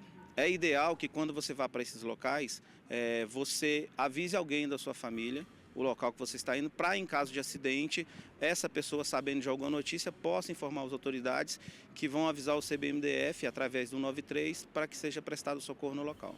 No caso de desaparecimento, como o caso desse jovem, né, fica mais fácil de localizar quando você avisa uma pessoa para onde você está indo explorar ali naquele local. Sim, o ideal é que você vá para cachoeiras que já são catalogadas, né? Vá com um guia, mas isso não impede que aconteça o acidente. Mas se você tiver uma pessoa de fora do local que saiba o seu local, de preferência que você possa mandar uma localização, facilita o trabalho de resgate do Corpo de Bombeiros. Tenente, nós sabemos que essa época é delicada mesmo por conta do clima. Qual é o período ideal para se frequentar a Chapada dos Veadeiros, onde realmente existe a seca total de chuva, que não existe um pingo d'água para que as pessoas não corram esse risco? Aqui em Brasília é meio atípico, né? A gente tem chuvas aí até mais ou menos maio, e aí começam a parar as chuvas. Então o período ideal nesse caso, né, seria de maio até setembro, começo de outubro. Então, durante esse período, só uma visitinha na pousada mesmo, faz ali uma fogueirinha, fica por lá e nada de explorar a região caso não esteja munido da segurança ideal. Isso, não é que é proibido a visitação das cachoeiras, né? É bom deixar bem claro, mas é bom que quando você vá nesse período chuvoso, você se cerque, além dos cuidados habituais, os cuidados necessários para esses fenômenos como cabeça d'água. E evitar também fazer isso sozinho, né, Tenente? É importante estar em grupo. Olha, é importante que você nunca adentre a mata sozinho, né? E estando no local que tem água, nesse período chuvoso, alguns mecanismos te permitem perceber se vai haver ou não esses fenômenos. Então, assim, às vezes a gente está num local que está ensolarado, mas na foz do rio está muita chuva. Então, a água começa a mudar de cor, ela começa a mudar o volume, então você já percebe que pode vir um fenômeno desse. E caso você consiga identificar, sai imediatamente de dentro da água, procure um local alto e seguro. E o alerta é ainda maior para quem não sabe nadar, porque existem aqueles corajosos que não gostam, mas também acabam desafiando um pouquinho, né? Tem pessoas que não sabem nadar, mas tem aquele cuidadozinho. Mas tem uns que são desafiados, acabam entrando ali. Qual que é o recado para essas pessoas? Olha, um recado importantíssimo, pela gama de perigos que a cachoeira traz, é que você se cerque de todos os cuidados. Você tem que saber nadar, evite mergulhos, evite qualquer estripulia, evite brincadeiras, né, físicas que possam te trazer algum risco. Jamais pule de lugar alto dentro da cachoeira, porque você pode colidir com uma pedra e ter um traumatismo, alguma coisa do tipo, né? E assim, quem não sabe nadar de forma nenhuma deve adentrar na água. Tenente Medeiros, da Comunicação Social daqui do Corpo de Bombeiros de Brasília, obrigada pela entrevista.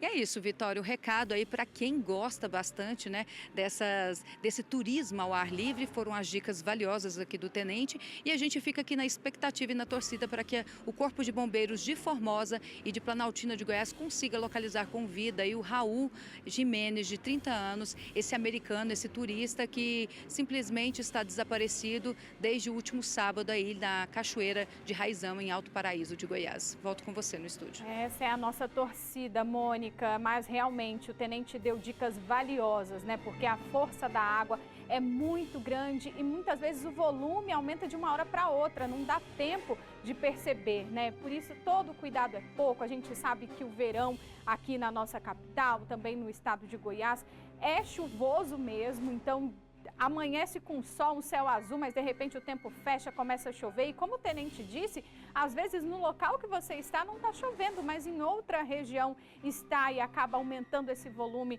dessa cachoeira e aí acontecem essas tragédias. Mas obrigada, Mônica, pelas informações. Agradeço também ao tenente pela participação.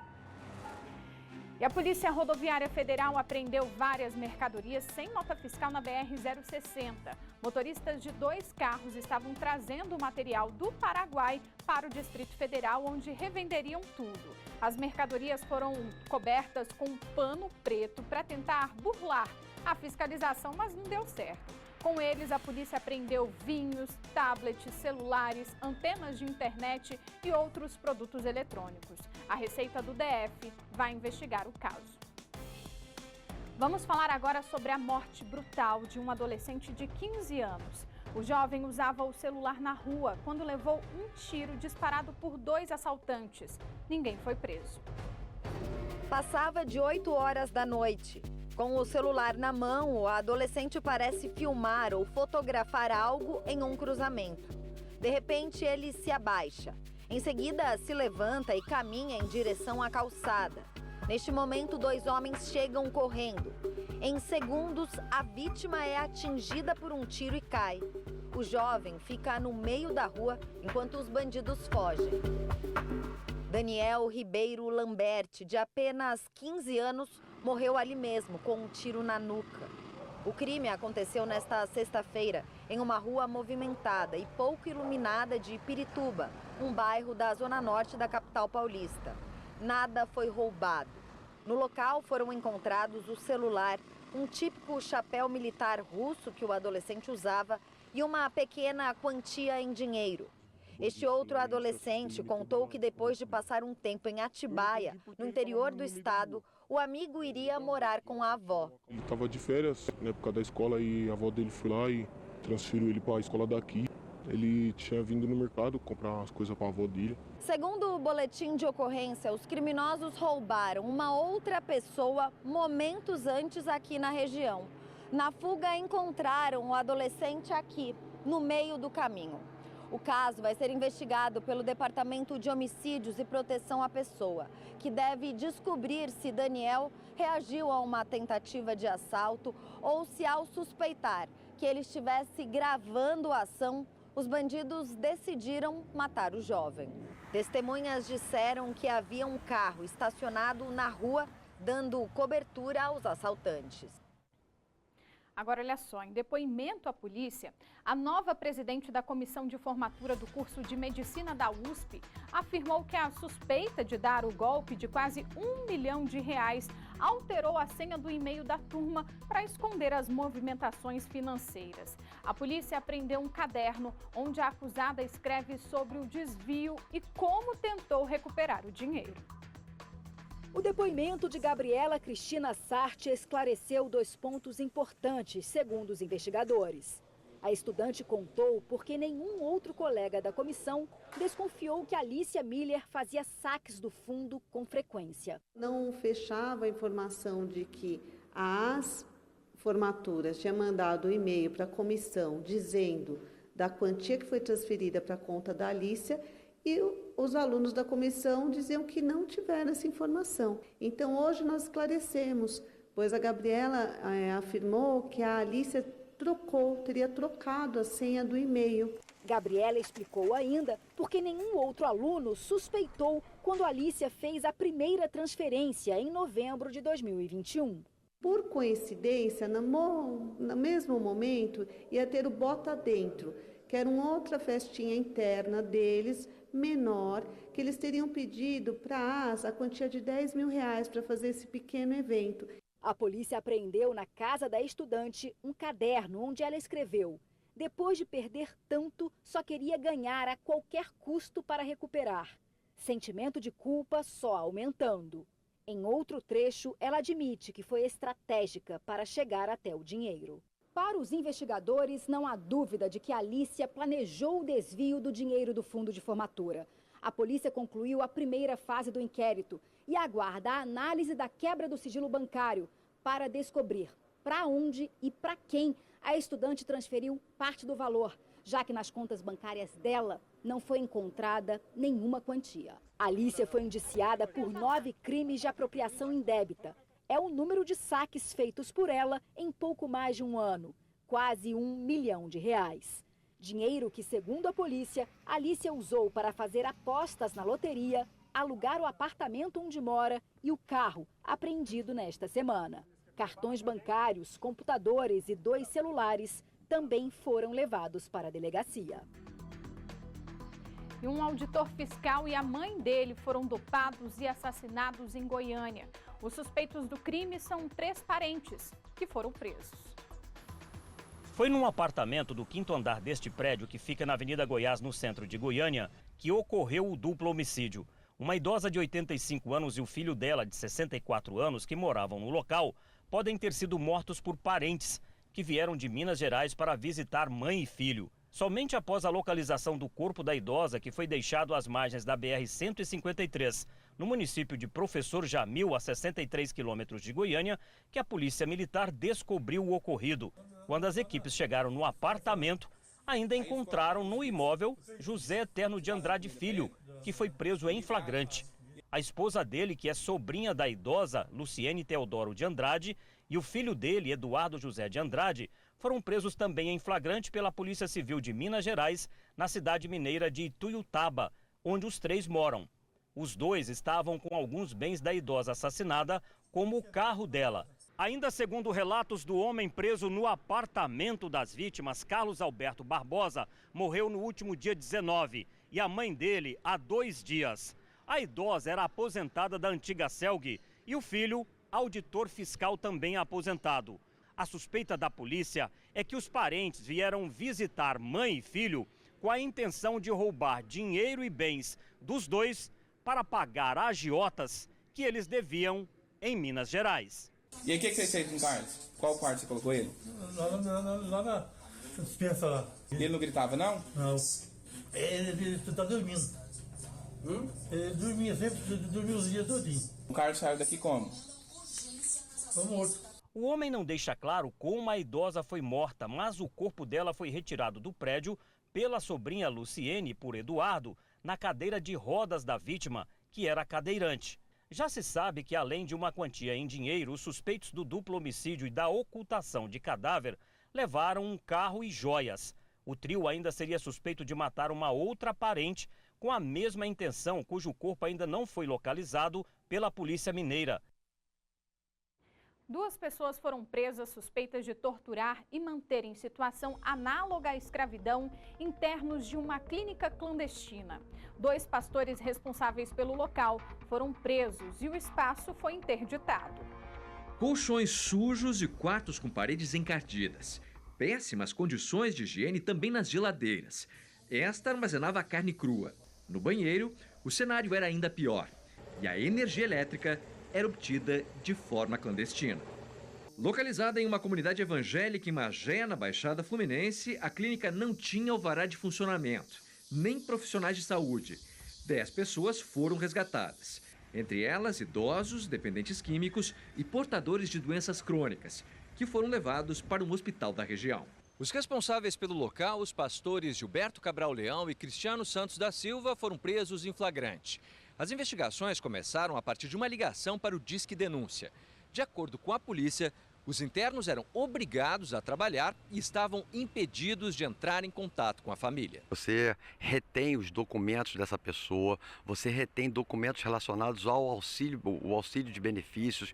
Então, parece que o pastor ia junto com essas pessoas, ou até mesmo falsificava assinaturas, fatos esses que serão devidamente investigados ainda dentro do nosso inquérito policial. E essas pessoas argumentaram dizendo que elas não viam nenhum tipo de benefício, algumas delas sendo proibidas do seu direito de ir e vir. A clínica foi interditada por tempo indeterminado pela vigilância sanitária. Apesar de todas as irregularidades, algumas pessoas saíram em defesa dos presos. Foi bem, graças a Deus fui tratado bem, né? Aqui eu consegui me levantar porque eu era um ex-usuário de crack, morava na rua, né? Vivia mendigando. Os 2 pastores vão responder pelos crimes de tortura, cárcere privado, trabalho escravo e furto de energia elétrica.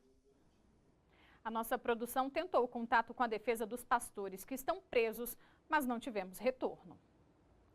Nós exibimos agora o 2º episódio da série de reportagens sobre o incêndio na Boate Kiss. A madrugada que marcou os 10 anos do incêndio foi cheia de homenagens às vítimas.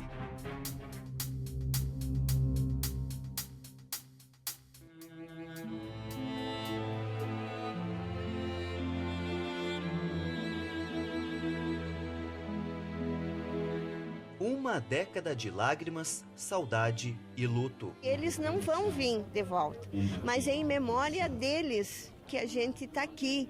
A gente está querendo e exigindo justiça. Às 2h30 da madrugada, hora aproximada do início do incêndio na Kiss, palmas tomaram conta de Santa Maria. Meus filhos eram jovens, né? Estavam no começo da vida, tinham tantos sonhos. Talvez hoje eles estivessem casados, com filhos, mas estão lá.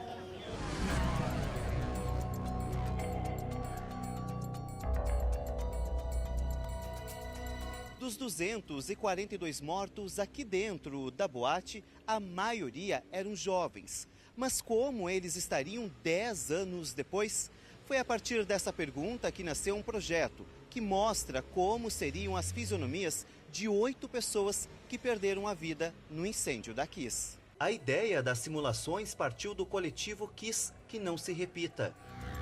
O objetivo principal do projeto é levar conforto para essas famílias que há 10 anos estão aí, enfim, lutando, acompanhando todos esses processos, para sentir um quentinho no coração. Para criar as progressões de idade, o artista utilizou um aplicativo que envelhece os rostos das pessoas e programas de edição de imagens. Então, enquanto eu não ver que aquilo vai emocionar, que aquilo está próximo à realidade, eu não entrego. Então, às vezes demora 3 a 4 horas ou até 2 dias em cima de cada imagem. Tanise Correia Garcia era estudante de filosofia. Quando Karina soube que teria a chance de ver como a filha estaria aos 28 anos, a emoção falou mais alto. Para a mãe, é uma forma de reencontro. Eu acho que eu ia dizer, filha, você tá tão linda, você tá tão maravilhosa, mãe tem orgulho de você, sabe?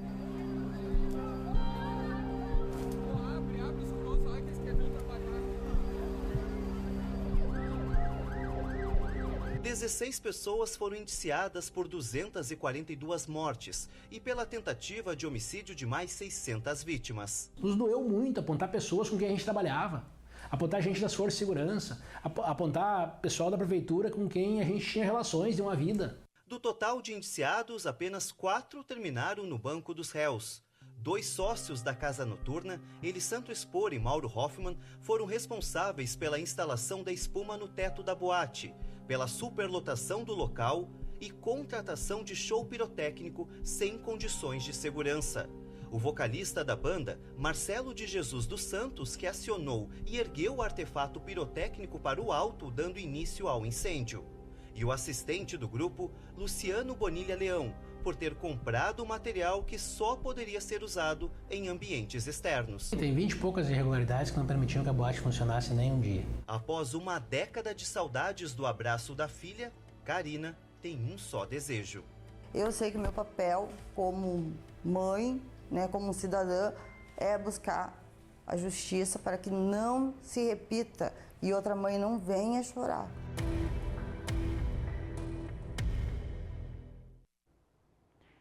E nós temos dado aqui no nosso jornal todos os dias casos de violência extrema que têm acontecido aqui na área central e nas regiões administrativas. Neste fim de semana, infelizmente, não foi diferente. O repórter Guilherme Glória vai contar pra gente agora sobre alguns casos que aconteceram no sábado e no domingo. Guilherme, boa tarde mais uma vez. Foram pelo menos 3 mortes por esfaqueamento, né? Conta pra gente.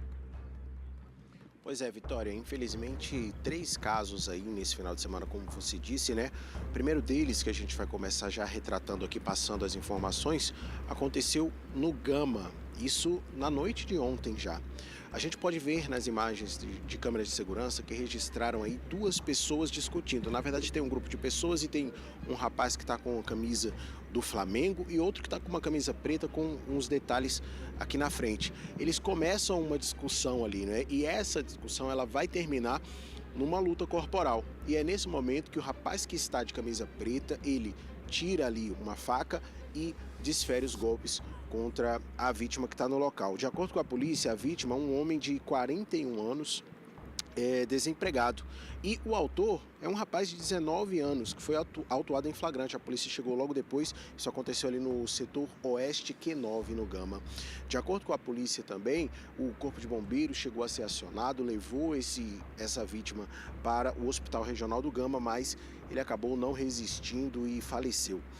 Outro caso, em Taguatinga, a gente tem uma imagem enviada pelo Corpo de Bombeiros que fez o socorro ali, que mostra só um carrinho de compras que era da vítima, um morador de rua de 49 anos, que foi assassinado também por outra pessoa em situação de rua de 27 anos. De acordo também com o que a polícia apurou, discussão entre elas ali, essas pessoas, e aí essa vítima foi atingida por golpes de um estilete ou de algum outro material perfuro-cortante ali e faleceu no local. Aliás, foi levada, na verdade, para o Hospital Regional de Taguatinga, ainda chegou a ter esse socorro, mas essa pessoa faleceu. A gente teve mais um caso também no Paranoá, onde um rapaz de 31 anos morreu esfaqueado, isso na noite de sexta-feira, o começo do final de semana, esse final de semana violento, isso na frente de um bar da região ali, e os bombeiros chegaram até atender essa vítima que morreu no local, não deu nem mesmo tempo de levar essa vítima até um hospital para ter os atendimentos. Isso, a 6ª Delegacia de Polícia do Paranoá já está investigando esse caso aí para saber a autoria. Até o momento, em relação a esse caso do Paranoá, ninguém foi preso. O detalhe é que a gente, né, diante de tantos crimes assim, a gente entrou em contato com a Secretaria de Segurança Pública, porque é uma situação preocupante, tanto quem mora em Taguatinga quanto no Paranoá ou no Gama, fica bastante assustado com esse tipo de crime, né? E o que a Secretaria de Segurança Pública nos informou é que houve uma redução no número de crimes com facas, envolvendo facas, aí, estilete, enfim, arma branca de uma maneira geral. Eu vou ler aqui trechos da nota que trazem alguns números. De acordo com o que foi informado, houve queda de 11,22% nos homicídios por uso de arma branca aqui no DF. Foram 87 registros entre janeiro e outubro de 2022, comparando aí com o ano anterior, foram 98 casos, considerando esse mesmo intervalo. E em relação à apreensão de facas, a gente também recebeu os dados e a PM informou que houve um aumento de 41,95% em todo o Distrito Federal. Sem essas facas aí, termina acontecendo, é claro, muitas vezes confusões, mas dificilmente elas terminam em morte, como nesses casos que a gente viu, né? A gente espera que essa redução se mantenha, que a gente tenha cada vez menos casos de crimes bárbaros como esse. Houve queda nos registros, mas esses casos, né, não deixam de assustar toda a população. Obrigada, Guilherme. E a Polícia Federal cumpriu mandados de prisão e de busca e apreensão em endereços de suspeitos de financiar e participar dos atos golpistas de 8 de janeiro. Um relatório sobre os ataques com novas imagens das invasões foi divulgado na última sexta-feira pelo interventor na Segurança Pública do Distrito Federal. As investigações conduzidas pelo interventor Ricardo Capelli mostram que o ex-secretário de Segurança Pública do Distrito Federal, Anderson Torres, foi alertado sobre o risco das manifestações convocadas na capital federal. O documento, de 6 de janeiro, fala de um ato entre os dias 6 e 8, intitulado Tomada de Poder pelo Povo. O texto diz que as divulgações são alarmantes, porque a tomada de poder ocorreria principalmente com a invasão do Congresso. Não houve plano operacional e não houve sequer ordem de serviço. Apenas o memorando encaminhado, e esse memorando não acionou, inclusive, batalhões, nem chegou a batalhões importantes, esses não foram sequer acionados. O interventor destaca que o acampamento em frente ao quartel-general do Exército em Brasília estava diretamente ligado aos eventos violentos registrados na capital federal nos últimos 2 meses. Houve ao menos 3 tentativas do governo local de desmontar a ocupação, mas as ações foram impedidas pelo Exército. O relatório ainda traz a informação de que no dia dos atos golpistas, 9 comandantes da Polícia Militar do Distrito Federal estavam de férias. Ao apresentar o relatório, o interventor divulgou novas imagens do ataque. Nesta, é possível ver como o grupo de manifestantes praticamente atropela policiais militares que faziam uma barreira no acesso à esplanada dos ministérios. Esta outra mostra um movimento coordenado dos invasores. Posicionados em linha, eles puxam juntos as grades que impediam a aproximação ao Congresso Nacional. Nesta sexta, policiais federais foram às ruas em 5 estados e no Distrito Federal para cumprir 11 mandados de prisão preventiva e 27 de busca e apreensão. Esta é a terceira fase da Operação Lesa Pátria, que investiga pessoas que participaram, financiaram ou incentivaram os atos de depredação do dia 8 de janeiro. Um dos mandados de busca e apreensão foi cumprido em endereços do sobrinho do ex-presidente Jair Bolsonaro, Leonardo Rodrigues de Jesus, mais conhecido como Léo Índio. Ele participou dos atos golpistas e postou nas redes sociais uma foto em cima do Congresso Nacional. Em Santa Catarina, Maria de Fátima Mendonça Jacinto Souza, conhecida como Fátima de Tubarão, foi presa. Ela aparece em um vídeo dentro do Palácio do Planalto vandalizado. A dona Fátima, de Tubarão, Santa Catarina, 67 anos. Tá quebrando tudo! Em Minas Gerais, foram presos o advogado Eduardo Antunes Barcelos. É isso aí, gente, invasão. E Marcelo Eberli Mota, coordenador do movimento Direita Vive. Eles estão soltando bomba em nós. Outros mandados de prisão foram expedidos para suspeitos no Paraná, Espírito Santo, Rio de Janeiro e Distrito Federal. A Advocacia Geral da União pediu bloqueio de bens de 42 pessoas presas em flagrante por participar da depredação de prédios públicos aqui em Brasília. É a terceira ação da AGU com o objetivo de garantir o ressarcimento dos danos causados. O prejuízo ao patrimônio público é estimado em 18 milhões e meio de reais. E o Ministério Público Federal denunciou mais 150 pessoas por envolvimento na invasão e depredação dos prédios dos 3 poderes aqui em Brasília no último dia 8. O subprocurador-geral da República, Carlos Frederico Santos, disse com exclusividade ao SBT News que o número de denunciados à Justiça deverá superar o de presos, que chegou a 1.400.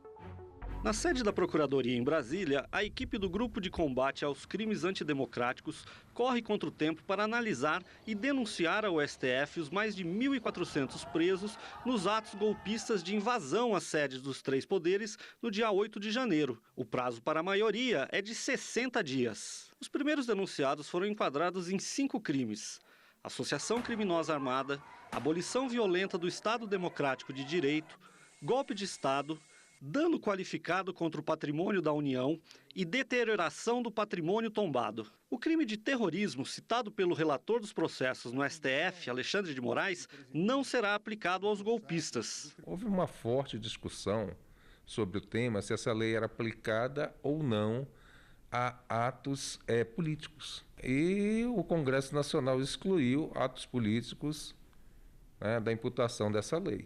Diante do inédito número de pessoas a serem processadas em um único caso, o MPF definiu uma estratégia de dividir os denunciados em 4 núcleos e iniciou as acusações pelos executores. Os outros são os financiadores, as autoridades omissas e os incitadores. Nas denúncias, a PGR vai incluir o ex-presidente Jair Bolsonaro, do PL. Ele passou a ser investigado como instigador após uma postagem que reproduziu em rede social. Foi requerida ao ministro relator que determinasse a preservação da postagem para ser juntada ao inquérito. Até agora, já são mais de 1.400 pessoas que serão denunciadas. Nessa sexta-feira, 150 denúncias foram apresentadas, subindo para 252 golpistas que são alvos de acusação no STF. Na PGR, os trabalhos têm avançado à noite e até nos finais de semana. O advogado Frederico Assef disse que não vai comentar a denúncia contra o ex-presidente Jair Bolsonaro. Volta ao noticiário. A partir de hoje, o Tesouro Nacional terá uma nova modalidade de investimento. As pessoas poderão comprar títulos da dívida pública e escolher quando vão começar a receber os rendimentos, como uma aposentadoria. O Renda Mais foi criado pela Secretaria do Tesouro Nacional em parceria com a Previdência e a B3, a Bolsa de Valores de São Paulo. É mais um investimento em títulos da dívida pública. Quem compra esses ativos de renda fixa faz um empréstimo ao governo federal. Este educador financeiro explica que essa nova aplicação vai funcionar como um complemento da aposentadoria com limite de prazo. Com depósito mínimo de R$ 30 por mês, os contratos poderão ser de até 40 anos. E o saldo será pago em 20 anos, com 240 parcelas corrigidas pela inflação e mais 6% ao ano. É um título atrelado ao IPCA, que é a nossa inflação.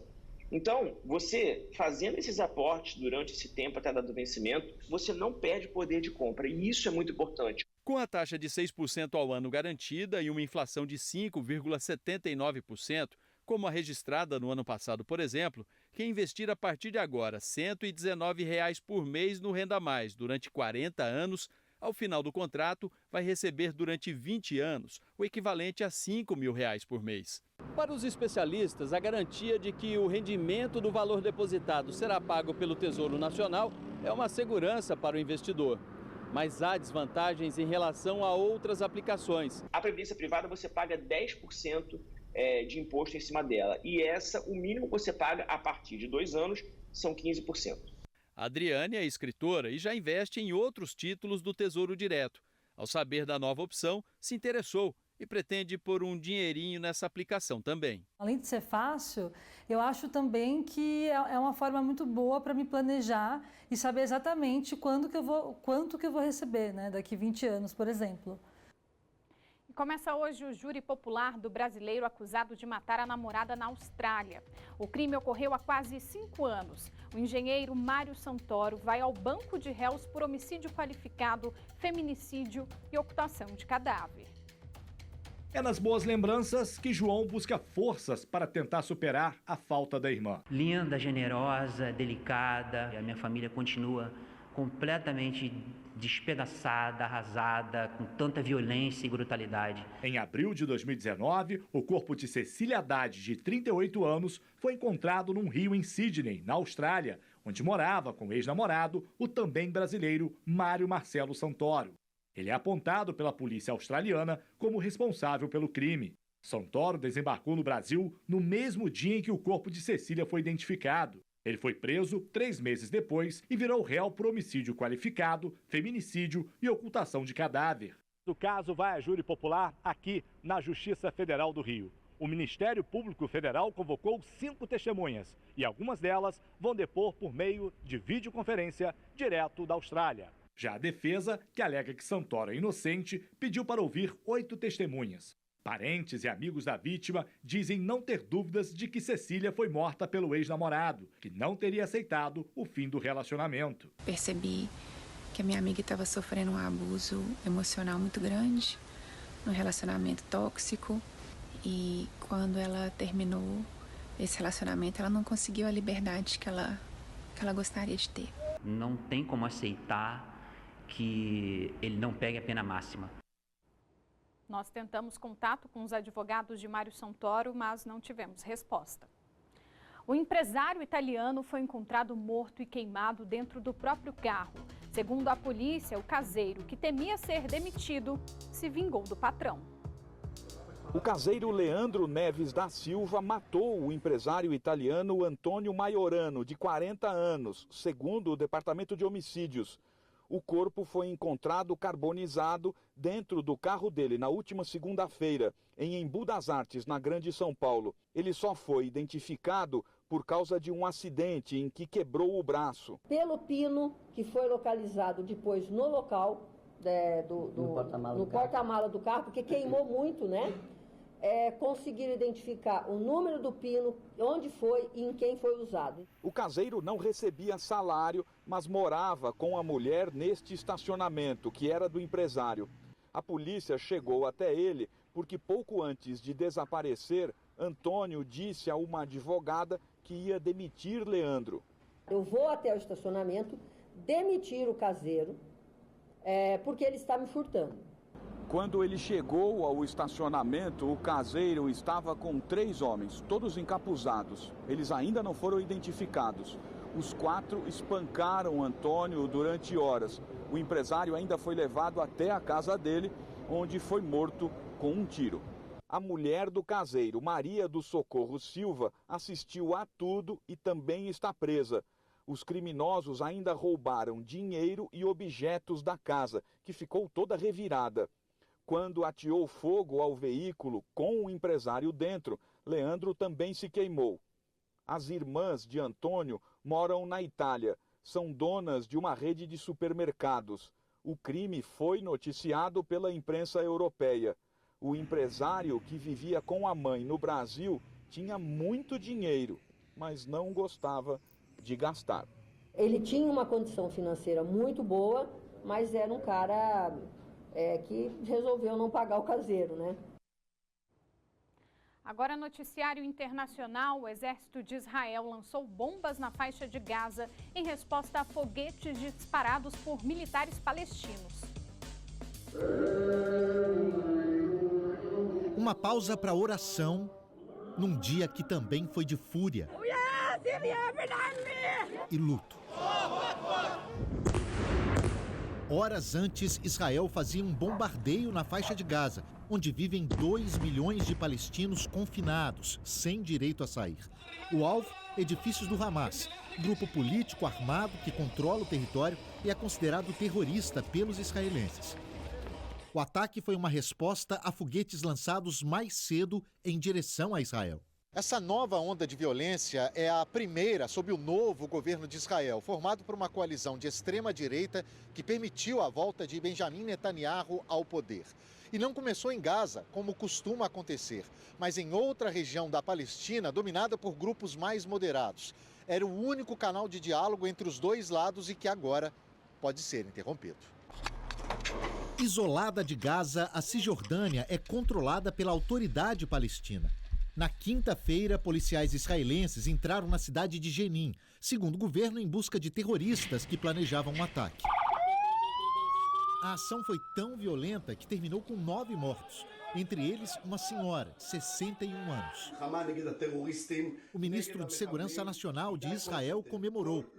Já a autoridade palestina avisou que o acordo de segurança com os vizinhos estava rompido e que o caso será levado à Corte Internacional de Justiça. A operação gerou vários outros protestos. Em um deles, outra morte, a 10ª em 2 dias, de um jovem palestino enterrado nesta sexta. Nos Estados Unidos, 5 policiais negros foram presos acusados de espancar um homem também negro. O jovem acabou morrendo poucos dias depois. O caso gerou revolta no país. Uma vigília para lembrar o jovem negro espancado por policiais no dia 7 de janeiro. Tyre Nichols tinha 29 anos e faleceu 3 dias depois de ser abordado por 5 agentes, todos também negros, em Memphis, no estado do Tennessee. Segundo a família dele, imagens de segurança mostraram que Tyre, depois de fugir a pé, foi agredido por vários minutos pelos agentes, que também usaram spray de pimenta. Uma autópsia independente feita a pedido dos parentes aponta que Nichols sofreu hemorragia interna causada pela agressão. Os 5 policiais envolvidos foram afastados do cargo e indiciados por assassinato em 2º grau, agressão agravada, má conduta oficial e opressão. A chefe de polícia de Memphis se pronunciou dizendo que a abordagem do rapaz foi horrorosa e que ela se sentia enojada pelo que aconteceu. Nesta sexta-feira, o presidente americano Joe Biden ligou para os parentes do jovem morto e afirmou que eles merecem um julgamento transparente e justo. Em junho do ano passado, uma ordem executiva que saiu daqui da Casa Branca definiu normas mais claras para a punição de policiais que usam de violência excessiva ou agem com abuso de poder. A polícia de Memphis deve divulgar as imagens das câmeras que ficam acopladas aos uniformes dos policiais ainda na noite desta sexta-feira. O conteúdo é classificado pelo advogado da família de Nichols como repugnante.